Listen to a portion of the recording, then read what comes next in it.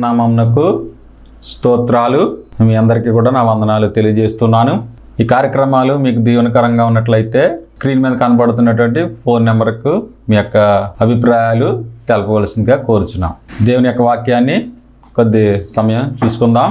మత్తయి సువార్త 18వ అధ్యాయం 21 నుంచి మనం చూసుకున్నట్లయితే ఇక్కడ ఒక ఉపమానం కనపడుతుంది. పేతురు గారు వచ్చి యేసు ప్రభు గారి దగ్గర అడుగుతున్నాడు అనమాట.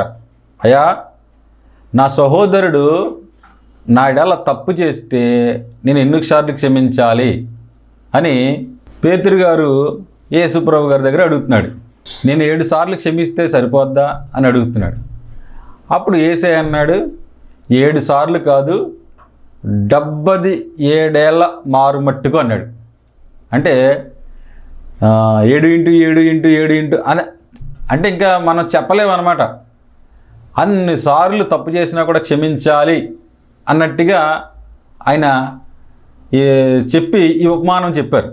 ఎందుకంటే ఆయన ఈ ఉపమానం అనేది చెప్పినప్పుడు మనము ఇతరులని ఎలాగ క్షమించాలో ఈ ఉపమానం ద్వారా యేసయ్య మనకి బోధించాడు.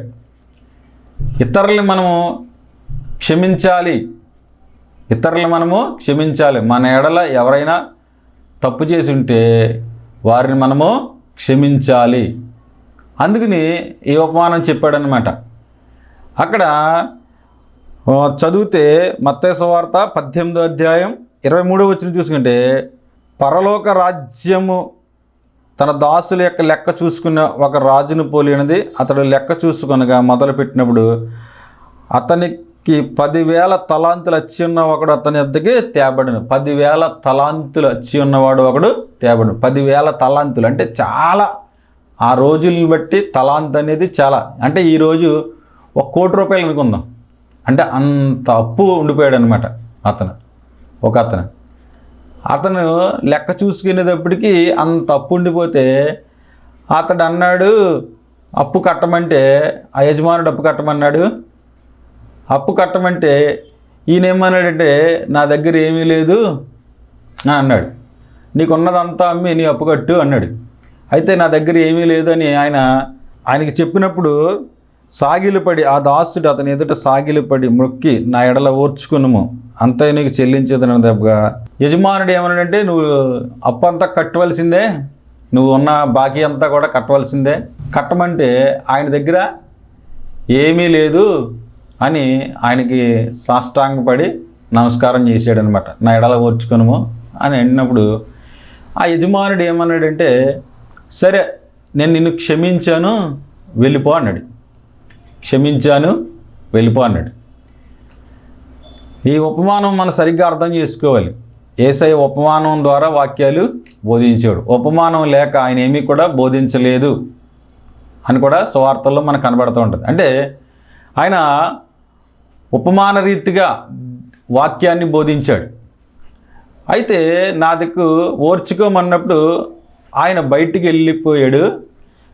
వెళ్ళిపోయి ఆ బాకీ ఉన్న వ్యక్తికి ఇంకొక బాకీ ఉన్న వ్యక్తి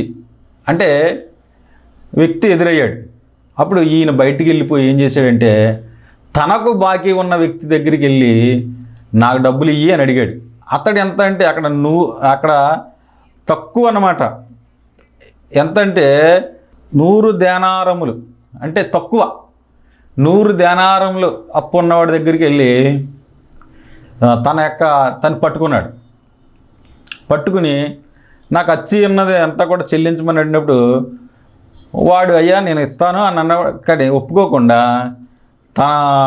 నీకు చెల్లించేది నన్ను చెప్పినా కూడా ఒప్పుకొనకుండా చెల్లించే వరకు వాడిని చెరసాల్లో వేయించాడు. చూడండి, అసలే ఈ ఉపమానం మనం సరిగ్గా అర్థం చేసుకోవాలి. ఇందులో చాలా గొప్ప నీతి ఉంది. మన ఇతరులని క్షమించే అంత నీతి ఇది మనకు అర్థమవుతే మన ఎడలు ఎవరు తప్పు చేసినా కూడా మనం క్షమిస్తాం. ఇక్కడ యజమానుడికి నమస్కారం పెట్టినప్పుడు 1 కోటి రూపాయల అప్పు ఉంది. ఆ 1 కోటి రూపాయల అప్పుని అతడు యజమానుడికి నమస్కారం పెట్టి క్షమించమని అడిగితే అతనికి 1 కోటి రూపాయలు కూడా క్షమించాడు. ఇతను బయటకు వచ్చిన తర్వాత ఇతడికి అతను 1 లక్ష రూపాయలు అప్పు ఉంది. ఆ 1 లక్ష రూపాయలు అప్పు ఉన్నవాడిని అడిగాడు, నువ్వు అప్పు ఎప్పుడు ఇస్తావని అడిగితే నేను ఇస్తాను అన్నాడు, కానీ నువ్వు ఇచ్చేదాకా నిన్ను చెరసాల్లో వేయింతానే అని ఈ క్షమించబడిన వ్యక్తి క్షమించాలి కదా, క్షమించకుండా తనకు అప్పున్నటువంటి వ్యక్తిని చెరసాల్లో వేయించాడు. ఈ ఉపమానం అసలు ఎంత గొప్ప నీతిని తెలియజేస్తుంది. ఈ ఉపమానము ఎంత గొప్ప దేవుని యొక్క ఆ ప్రేమను, క్షమాపణ తెలియజేస్తుంది. మనం చూసుకుంటే మనం ఇతరులని ఎంతగానో క్షమించగలుగుతాం. చూడండి, అంతగా అప్పు క్షమించబడిన వ్యక్తి తనకు బాకీ ఉన్నటువంటి ఒక వ్యక్తిని క్షమించలేకపోయాడు, చెరసాల్లో వేయించాడు.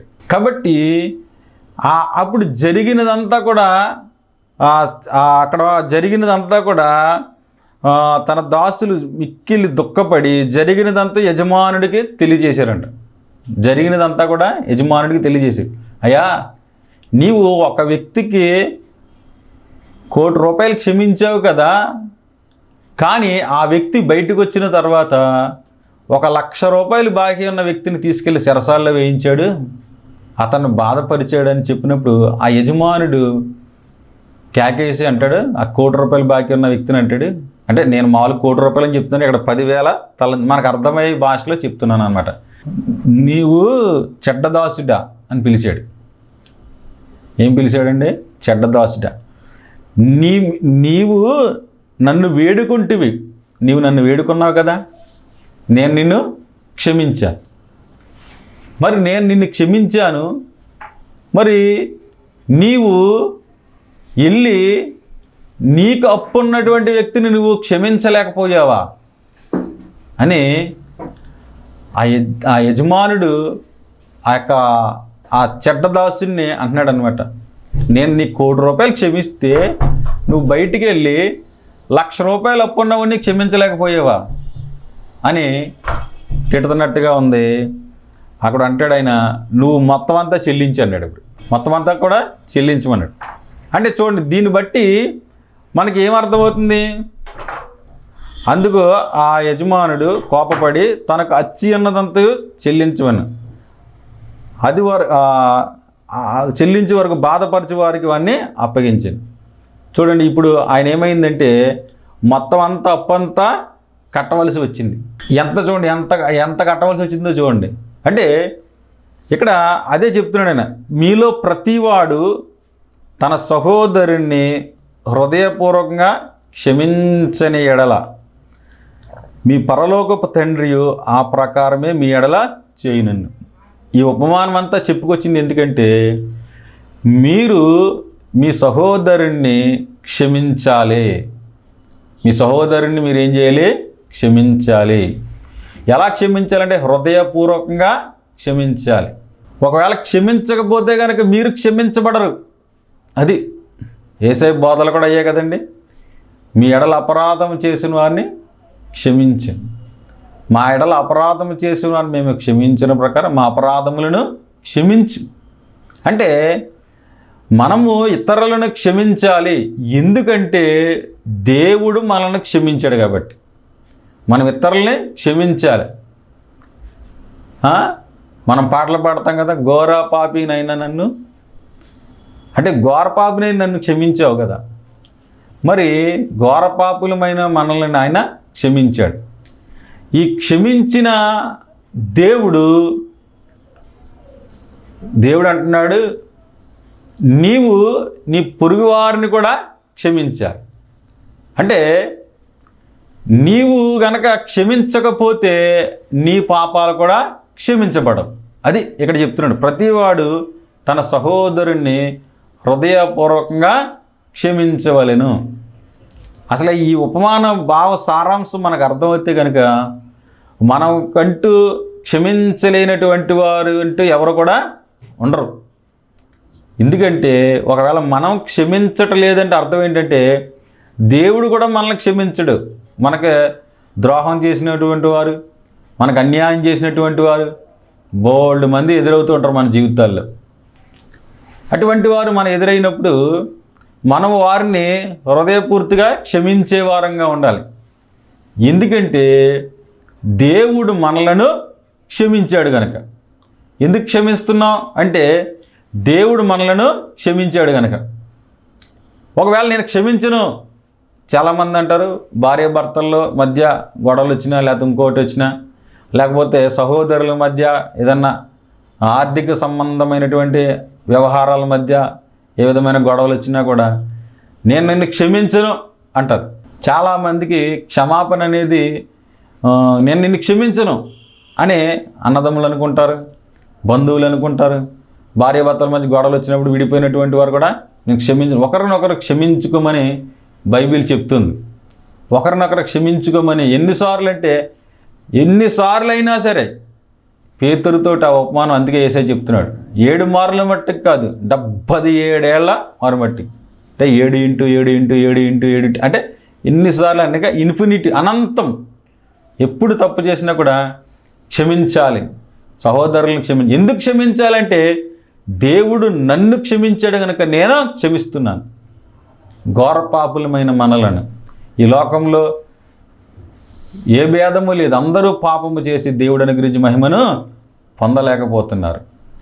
ఇలాంటి పాప జీవితాన్ని జీవించే మనలను క్షమించి ఆయన రక్తంలో కడిగి తన వాక్యాన్ని ఇచ్చి ఆయన పరిశుద్ధాత్మనిచ్చి మనల్ని నడిపిస్తున్నాడు.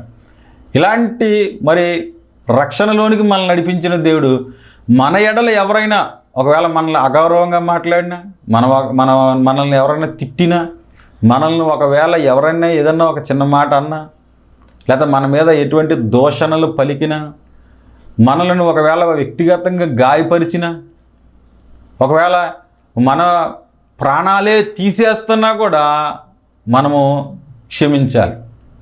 అదే నేర్పుతుంది బైబిల్. అదే నేర్పుతుంది బైబిల్లో ఉన్నటువంటి దేవుడు. అదే నేర్పుతున్నాడు మన రక్షకుడైన యేసుక్రీస్తు ప్రభువారు. దేవునికి స్తోత్రం. ఇక్కడ యేసు ప్రభువారు బోధించడమే కాదు, ఆయన పాటిస్తూ ఉన్నాడు. చాలామంది బోధిస్తారు కానీ పాటించరు. కానీ ఈయన బోధించిందే పాటిస్తూ ఉన్నాడు. ఏదైతే బోధించాడో, మీ శత్రువుల కొరకు మీరు ప్రార్థన చేయండి, మిమ్మల్ని హింసించే వారి కొరకు మీరు ప్రార్థన చేయండి అని చెప్పినటువంటి యేసు ప్రభువారు పాటించాడు. ఆయన ఈ ఉపమానం ఎంత గొప్ప ఉపమానం చెప్పాడు. ఈ ఉపమానం చెప్పిన ఈ వాక్యాన్ని పాటించాడు ఆయన. మనకందరికీ తెలుసు, ఆయన కలువరి సిలువలో వేసినప్పుడు ఆయన శరీరం మీదంట 5480 గాయాలు ఉన్నాయంట. పెద్ద పెద్ద గాయాలు, 150 గాయాలు, పెద్ద గాయాలంట. అంటే ఎంత వేదన అంటే మనకు చిన్న గొప్పు తగిలితేనే, చిన్న ముళ్ళు గుచ్చుకుంటేనే మనం తట్టుకోలేము, బాధపడిపోతాం. కానీ ఆయనకి ఎన్నో గాయాలు, శరీరం అంతా కూడా దున్నేశారు, శరీరం అంతా కూడా గాయాలు.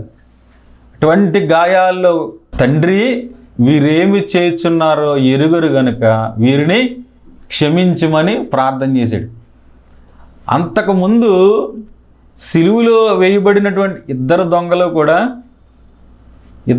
తిట్టారు. ఆ మత్తయి సువార్తలో కనపడుతుంది. ఇద్దరు దొంగలు కూడా ఆయనతో కూడా సిలువ వేయబడిన ఇద్దరు దొంగలు కూడా ఆయన దూషించారు. సిలువ వేసేటప్పుడంట అందరూ కూడా అరుస్తారంట, తిడతారంట, బూతులు మాట్లాడతారంట, శాపనార్థాలు పెడతారంట, ఆ బాధ తట్టుకోలేక. కానీ యేసు ప్రభువారు మాత్రం తండ్రి వీరేమి చేయుచున్నారో ఎరుగురు గనుక వీరిని క్షమించు అని ప్రార్థన చేశాడు. ఆయన ఎప్పుడైతే అలాగూ ఆయన ప్రార్థన చేశాడు, ఇద్దరు దొంగలు ఉన్నారు కదండి, ఇద్దరు ముందు తిట్టారు. ఇద్దరు ఆయనతో పాటు సిలువ వేయబడిన వారు కూడా ఆయన దూషించారు. కానీ ఎప్పుడైతే ఆయన మొదటి మాటగా అలాగా ఆయన అన్నాడు, రెండవ దొంగకే ఒక దొంగకి మారు మనసు వచ్చింది. ఒక దొంగకే మారు మనసు వచ్చింది. చూడండి, అంటే యేసు ప్రభువారు వీరిని క్షమించు అని ప్రార్థన ఆ పక్క దొంగ విని, ఏదో ఒక దొంగ, కుడివైపు దొంగ అంటారు కొంతమంది, ఏ దొంగ అన్నది రాయబడలేదు కానీ మొత్తం మీద ఒక దొంగ విని ఆయన ఏం చేశాడంటే అయ్యా నీ రాజ్యం వచ్చినప్పుడు నన్ను జ్ఞాపకం చేసుకో. అంటే చూడండి, యేసు ప్రభువారు ఆ సిలువలో అంత బాధలో, అంత వేదనలో, అంత గాయాల్లో ఆయన తండ్రి వీరేమి చేర్చున్నా ఎరుగురుగాను వీరిని క్షమించు అని ప్రార్థన చేశాడు కనుక ఆ ప్రార్థనను విన్నటువంటి ఒక దొంగకి మారు మనసు వచ్చింది. అదే యేసయ్య ఇంకొక మాట ఏదైనా పలుకుంటే ఈ వ్యక్తికి మారు మనసు వచ్చేదే కాదు. కాబట్టి మనము క్షమించే వారంగా ఉండాలి. మనం ఎవరినైనా సరే క్షమించే వారంగా ఉండాలి. ఎప్పుడైనా సరే మన జీవితంలో మన ఎడల ఎవరైనా తప్పు చేస్తే మనం క్షమించాలి. యేసయ్య మనకు మంచి మాదిరి. పేతురు అదే రాస్తాడు, యేసు క్రీస్తు మనకు మంచి మాదిరి ఉంచి వెళ్ళాను. మనకు మంచి మాదిరి. మనకు మాదిరి ఎవరంటే యేసు ప్రభువే. మనకు మాదిరి ఎవరంటే యేసు ప్రభు. అంత బాధలో, అంత వేదనలో, అన్ని గాయాల్లో కూడా ఆయన క్షమించమని ఆయన ప్రార్థన చేశాడు. చూడండి, అందుకనే ఈ ఒక దొంగకి మారు మనసు వచ్చింది అక్కడ సిలువలో. అంటే ఇక్కడ ఈ ఉపమానం అదే, మీ ఎడల నిన్ను దేవుడు క్షమించిన ప్రకారం నువ్వు క్షమించాలి ఎవరినైనా సరే. యేసు ప్రభు వారు మనకి అదే చూపిస్తున్నాడు. దేవుడు అంటే చూడండి, దేవుని యొక్క వాక్యం ఇక్కడ మనకు తెలియజేయబడుతుంది. ఏదైతే బోధించాడో అదే ఆయన సిలువలో ఆయన పాటించినట్టుగా కనపడుతుంది. మనం ఒకరినొకరు క్షమించుకోవాలి. దేవుడు మనలను క్షమించాడు. యేసు ప్రభు ఏ పాపం చేయలేదు, ఏ పాపం లేనటువంటి వాడు. అసలు ఆయన అనక్కర్లేదు, కానీ ఆయన మనకు మంచి మాదిరిగా ఆయన కనపడుతున్నాడు. మనకు మంచి మాదిరి ఆయన. కాబట్టి మనం ఎప్పుడు కూడా మనము క్షమించే వారంగా ఉండాలి. క్షమాపణ అనేది లేకపోతే క్రైస్తత్వం అనేది లేదన్నమాట. క్షమించే దేవుడు, ప్రేమించే దేవుడు, కరుణావాత్సల్యం కలిగిన దేవుడు. ఆయన క్షమించే దేవుడు. ఆయన మనము ఇతరుల్ని క్షమించకపోతే గనక దేవుడు అంటున్నాడు, ప్రతివాడు తన సహోదరుణ్ణి హృదయపూర్తిగా క్షమింపలేడల మీ పరలోకపు తండ్రి ఆ ప్రకారం మీ ఎడల చేయను. మనము ఒకవేళ క్షమించకపోతే గనక మనము క్షమించబడము.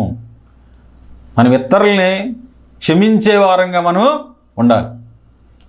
అవతల వ్యక్తి ఎలాంటి తప్పు చేసినా, మన ఎడల ఒకవేళ అన్యాయంగా ప్రవర్తించినా ఎందుకని క్షమిస్తున్నామంటే యేసు ప్రభు నన్ను క్షమించాడు కనుక.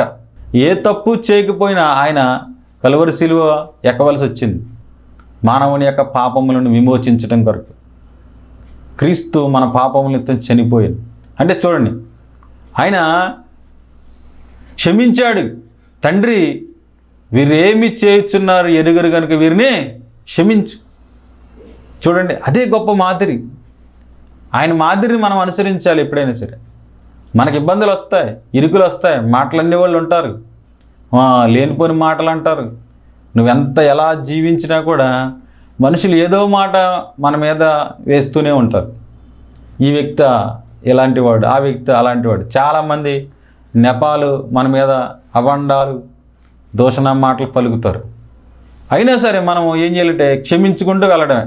ఎప్పుడైతే మనం క్షమించుకుంటూ వెళ్తామో అవతల వ్యక్తి ఏదో రోజున మారతాడు, ఏదో రోజున సత్యాన్ని తెలుసుకుంటాడు. క్షమించకపోతే కనుక, క్షమిస్తే రెండు ఆశీర్వాదాలు ఇక్కడ. క్షమిస్తే నీ పాపములు క్షమించబడతాయి, క్షమిస్తే అతను కూడా ఏదో రోజు మారుతాడు. కానీ క్షమించకపోతే నీ పాపాలు క్షమించబడు, నువ్వు క్షమించకపోతే ఆ వ్యక్తిని ఎప్పటికీ సంపాదించుకోలేవు. కాబట్టి మన ఎడల ఎవరైనా తప్పు చేసినట్లుంటే వారిని మనము క్షమించాలి. స్టెఫన్ చూడండి, గొప్ప మనకు మాదిరి. ఆయన్ని రాళ్లతో కొడుతుంటే కూడా ఆయన తండ్రి ఈ తప్పు వీరి మీద మోపకము అని ప్రార్థన చేసినట్టుగా మనకు కనబడుతుంది. అంటే చూడండి ఎంత గొప్ప మాదిరి. క్రీస్తు మాదిరి. క్రీస్తు యేసయ్య ఎలా అయితే ప్రార్థన చేశాడో అదే ప్రార్థన మళ్ళీ స్టెఫన్ కూడా చేస్తున్నాడు. క్షమించు, ఈ పాపము వీరి మీద మోపకం. మనము కూడా మనకి అంత పెద్ద మనల్ని కొట్టేసి రాళ్ళెట్టుకొచ్చి కొట్టేసి అంత పెద్ద పెద్ద ఏమీ మన మీదకి ఇంకా రావట్లేదు. మనల్ని ఎవరైనా అంటే చిన్న మాటలు అంటారంటే లేని వార్త పుట్టిస్తారు.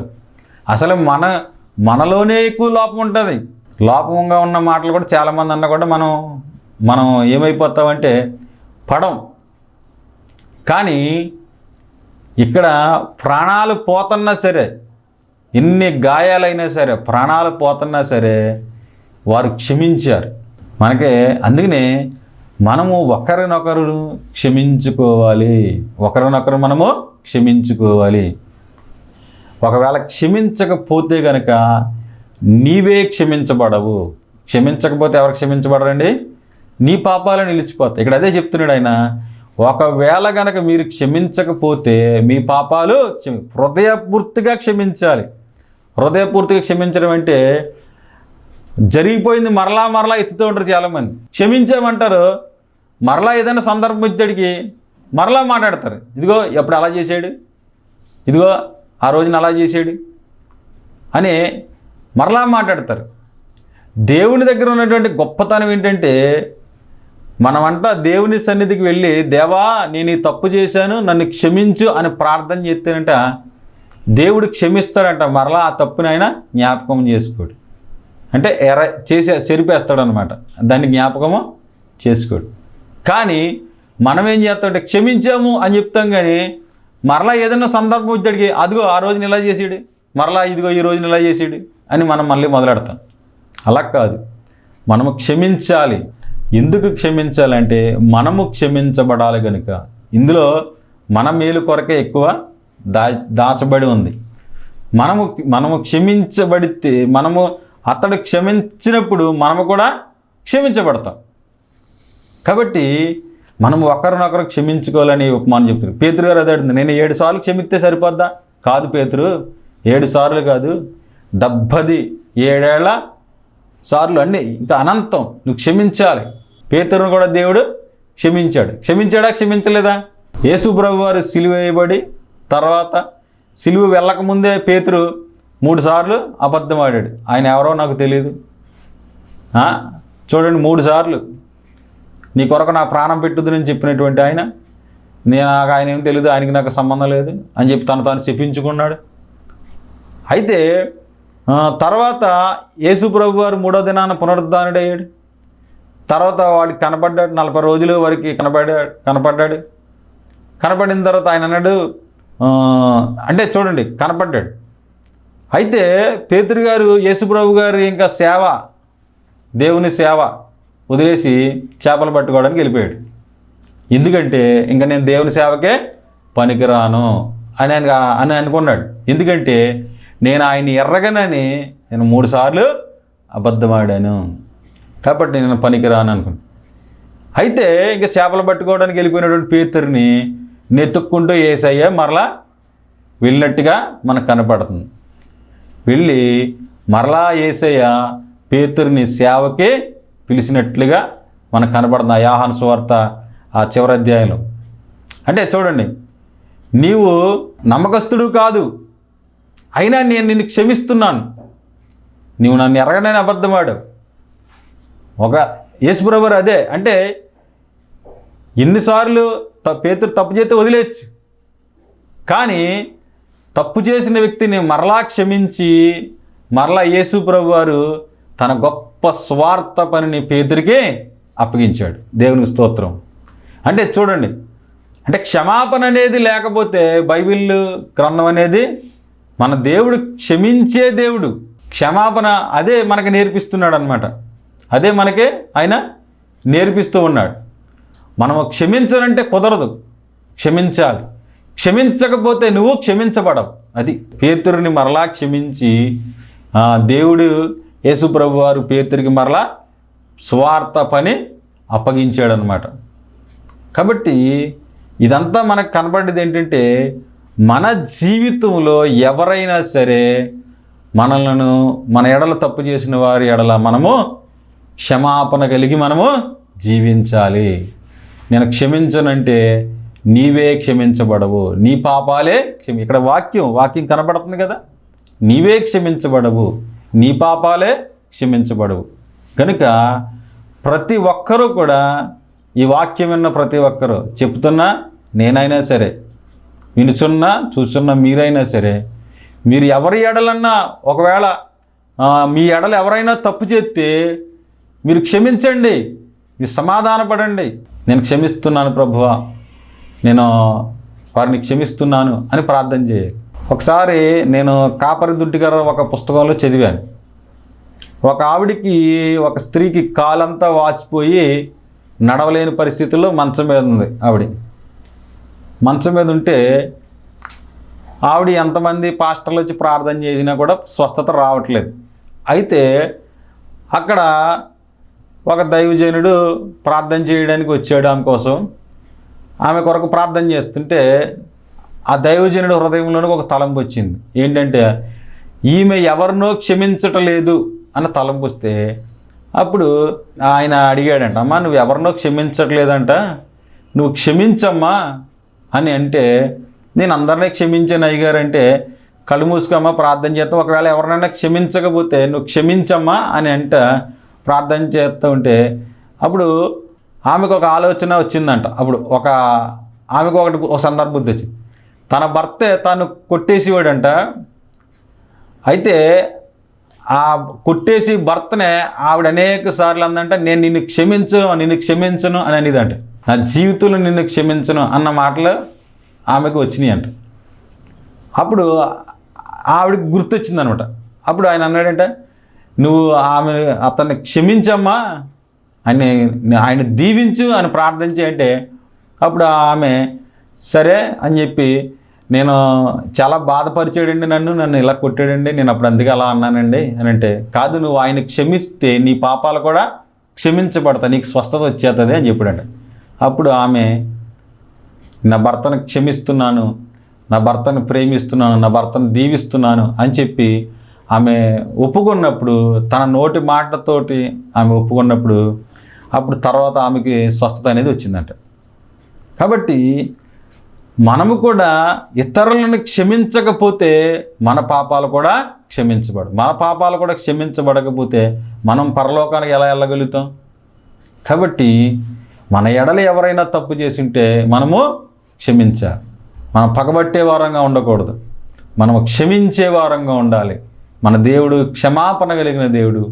అటువంటి దేవుడిని మనము కలిగి ఉన్నాం. కాబట్టి ఈ మాటలు విన్న ఎవరైనా సరే, మీ ఎడల ఎవరైనా తప్పు చేసి ఉంటే, మీ ఎడల ఎవరు బంధువులు తప్పు చేసున్నా, ఇరుగు పొరుగు వారు తప్పు చేసున్నా, మరి ఎవరైనా తప్పు చేసున్నా మీరు క్షమించండి, దైవ దీవెనలు పొందండి. మీరు క్షమించడం వల్ల మీ పాపాలు క్షమించబడతాయి కనుక మీకు ఆశీర్వాదాలు, ఆరోగ్యాలు అన్నీ కూడా కలుగుతాయి. దేవుడి మాటలు దీవించునుగాక. ఆమేన్. ప్రార్థన చేద్దాం. పరిశుద్ధుడు అయిన మా తండ్రి, కృపగలిగిన యేసయ్యా నీకు స్తోత్రాలు. నిన్ను స్తుతిస్తున్నాం దేవా. మేము ఒకరినొకరు క్షమించుకొని ఉండాలని ప్రభువా ఈ ఉపమానం చెప్పినందుకు స్తోత్రాలు. నీ వాక్యము విన్న బిడ్డలను దీవించు ప్రభువా. ఎవరినైనా క్షమించలేదేమో నీ బిడ్డలు క్షమించడానికి సహాయం దయచేయమని, కృప చూపించమని ప్రభువును రక్షకుడు నజరేయుడైన యేసుక్రీస్తు నామమున ప్రార్థన చేస్తున్నాం పరమ తండ్రి. ఆమేన్. దేవుని నామానికి మహిమ కలుగును గాక. హల్లెలూయా. అందరికీ వందనాలు.